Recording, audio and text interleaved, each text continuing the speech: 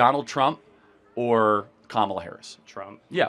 So wouldn't it be fair then for maybe you to hold your nose, trust God a little bit, say that this is not my perfect fit, but I'm going to say that those 5,000 people will at least be able to do a better job fighting for life, secure borders, so that then we can get an even more pro-life candidate in the future?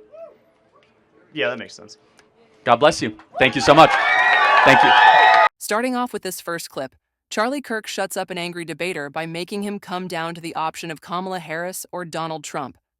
Charlie Kirk shuts the angry debater up because the angry debater was going on about reasons on why he doesn't want to vote for Donald Trump, and also says he doesn't want to vote for Kamala Harris, which don't make perfect sense.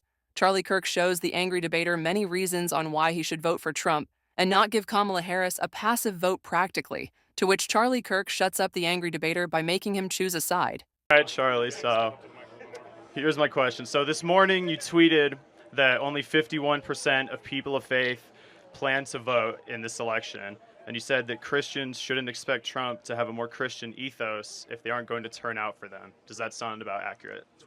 Okay, so I think it should be the other way around. Why should America First Christians vote for Trump when he has come out saying he will be actively pro-choice by vetoing a national abortion ban, also saying that he is going to attach green cards to diplomas, which is putting the people of other countries before Americans, and also escalating tensions in the Middle East by calling for Israel to strike Iran instead of peace deals? So what do you think? Okay, so just so we're clear, who do you plan to vote for? I've always planned to vote Trump, but I'm not sure now. Okay, got it. So on all those regards, do you think Kamala would be better? Maybe a little on the Iranian one. Wow. None of the Okay. others. Wow. Okay. So, but let's it's fine. Let's talk about the issue of abortion. So, will Donald Trump overturn the 10 states that have abortion bans?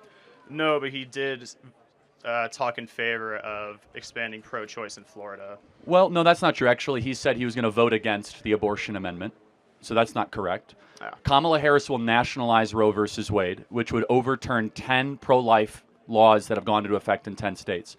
Which president repealed Roe versus Wade? It was Trump's 3 judges. Right. So shouldn't there be a little bit of gratitude for the president that gave us the greatest pro-life win in American history? I agree. Loyalty is important, and that wouldn't have happened. Yeah, without for Trump. sure. Well, no, we did. It did happen under Trump. I said it wouldn't have happened. Oh, without okay, great. Trump. No, for sure. Yeah, and I could see you're coming at this from a good place.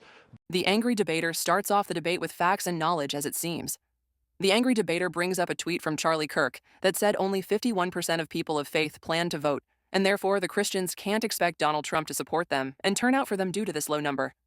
The angry debater starts the actual question by asking, why should Christians vote for Donald Trump when Donald Trump isn't planning to support pro-life policies by not supporting a national abortion ban, including green cards with diplomas which put foreign citizens above American citizens, and escalating tensions in the Middle East, since he did call Israel to strike in Iran, instead of doing it the Christian way and asking for a peace deal.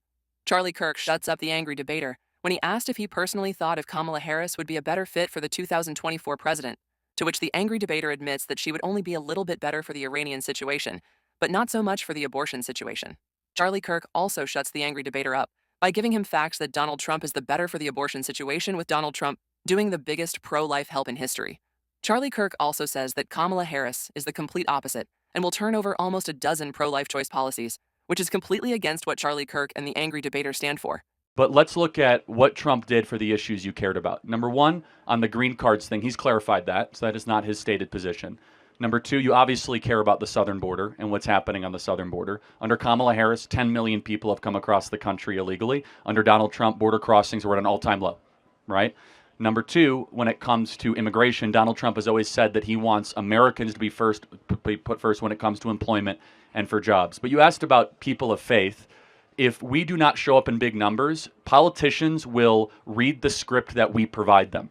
And if we as Christians don't vote, then why should we expect our politicians to ever respond to our core values or our core sentiments? Trump gave us amazing justices and judges that protected religious liberty, protected religious freedom, and also I'm sure you care about guns, right? You care about the Second Amendment? Yeah. What would Kamala Harris do to your Second Amendment? She would definitely not be for the Second Amendment. For sure. So I'm not saying Trump is your perfect fit. I'm sure you'd like to have someone more pro-life, but the pro-life movement needs to survive. And under Kamala Harris, she has said that she'll make pregnancy resource centers illegal. She'll use the Department of Justice to go after Catholic priests and people of faith that practice on a daily basis. So Donald Trump will allow you to continue to practice your faith, allow you to continue to have religious liberty and freedom, and I bet you can agree that he is at least better on these issues than Kamala Harris, not a perfect fit for you. Yeah, I would, just to be clear, I would never vote for Kamala No, Harris. for sure. all the But reasons let's you be said. clear though. No. But I love that. But not voting for Trump is kind of a passive vote for Kamala Harris. I understand that. However, how Trump, I think that in order for us to get him to support the things we want him to support, our only real tool is the vote. And if we were to say withhold our vote unless he stops sort of going more liberal in some areas, what's stop him from just trying to win over people on the left while straying away from right So I just want to policy? understand your calculus. Your calculus is we don't vote and then he'll listen to us? I mean, yeah, if some people say that they're not going to vote for Yeah. him, then he's going to want to change his policy to be more reflective of the Yeah, people. that's really foolish 30 days out from an election. Okay, that's not smart. In fact, that's the way a Democrat operative would talk. Okay? But You caught me. but I just want to ask the question though. It's less about Trump or Harris. When you win a presidency, you fill the cabinet with 5,000 appointees, right? You staff the government 5,000 people.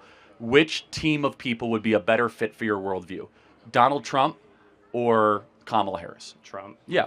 So wouldn't it be fair then for maybe you to hold your nose, trust God a little bit, say that this is not my perfect fit, but I'm going to say that those 5,000 people will at least be able to do a better job fighting for life, secure borders, so then we can get an even more pro-life candidate in the future. Yeah, that makes sense. God bless you. Thank you so much. Thank you. And yet again, Charlie Kirk shuts up the angry debater by hitting him with facts and knowledge, by saying that Christian voters shouldn't expect anything out of Donald Trump due to them not supporting Donald Trump, even when Kamala Harris is blatantly saying that she will destroy religions and abortion plans and more. Charlie Kirk shuts up the angry debater when he brings up the topic that Donald Trump gave us fair justice with a court that protected religious party and freedom, and also the Second Amendment. Charlie Kirk also says that Kamala Harris will go after the priests, religion, and make pregnancy centers illegal, which Donald Trump isn't doing none of this, that Kamala Harris said. Charlie Kirk shuts him up by making a point that even though Donald Trump isn't the perfect fit everybody might not want, but he is the better option to Kamala Harris. The angry debater says this isn't passively voting for Kamala Harris, because if the Christian people don't vote for Donald Trump, they're making their voices be heard and attention to it, which the angry debater says that if Christians do this and bring attention to it, Donald Trump will see this and make change to his policy, since it'll show that everyone's not voting for him because of that one policy. Charlie Kirk finally shuts up the angry debater by giving him an ultimatum to which the angry debater has no other choice but to choose Donald Trump. Do you think Charlie Kirk shuts the angry debater up good? Or do you think the angry debater had control over the debate? Let me know in the comments down below what you think. Like and subscribe. And as always, this is Media to Your Door. Goodbye.